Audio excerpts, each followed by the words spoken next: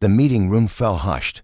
A $5 billion agreement was moments from being finalized. Reporters lingered just beyond the door. Champagne sat cooling. Then the custodian, clad in tattered boots and a worn uniform, bent toward the CEO and murmured 6 words. Halt the deal.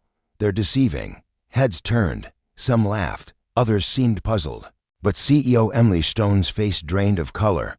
She recognized this custodian, not merely his name.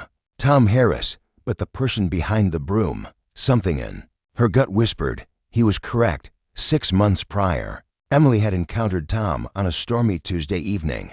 She'd lingered late at the office, analyzing figures for a merger to propel her firm worldwide. Tired, famished, she dropped her phone in the lounge, and Tom, tidying nearby, gently retrieved it, offering it back with a quiet, polite "Sir." They chatted briefly. She discovered he was a lone father to a 7-year-old. Lila, his spouse, had died 3 years earlier in a crash. He worked nights to drive her to school each morning. She adores stars. He'd shared with a weary grin dreams of crafting rockets one day. That brief exchange lingered with her. In her realm of fancy vehicles and massive valuations, such authenticity was rare. Mid-scene, back in the meeting room, Emily had the contract before her. It was a landmark deal, a tech merger with an overseas company promising unrivaled AI and supply chain advances. Her entire board had approved. Investors were thrilled. Yet something in Tom's tone, soft, resolute, almost urgent, made her hesitate. "What do you mean, Tom?" she asked gently, ignoring the shocked glances around. He wavered, gaze darting to the door. "I shouldn't speak, but I clean the executive suite. They didn't know I speak Mandarin.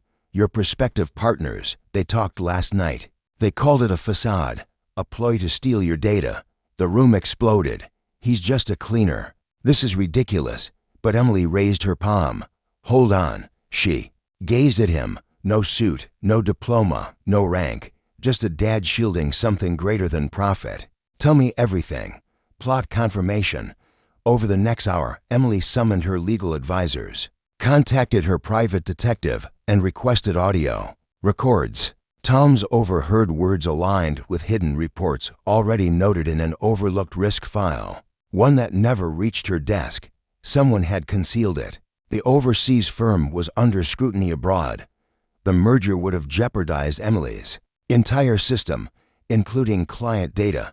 The board sat speechless as she rose and declared, "The deal is canceled." Gasps, objections. One member quit instantly. Climax appreciation. Later, Emily visited the custodian's closet. Tom was there, tucking gloves into a pail. "You just saved this firm," she said, "and more." He looked up, startled. "I didn't do it for the firm." She nodded. "I know. You did it for what's right." Then she handed him an envelope. Inside was a full scholarship for Lila to any school she desired.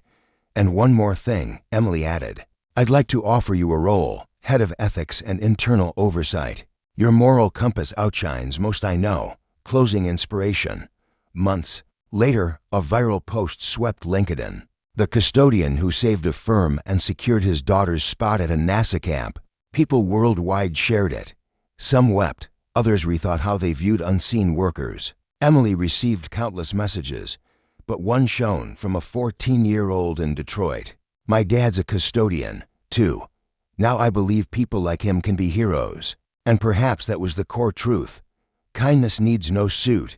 Integrity requires no title. Sometimes, the softest voice in the room is the one that rescues it.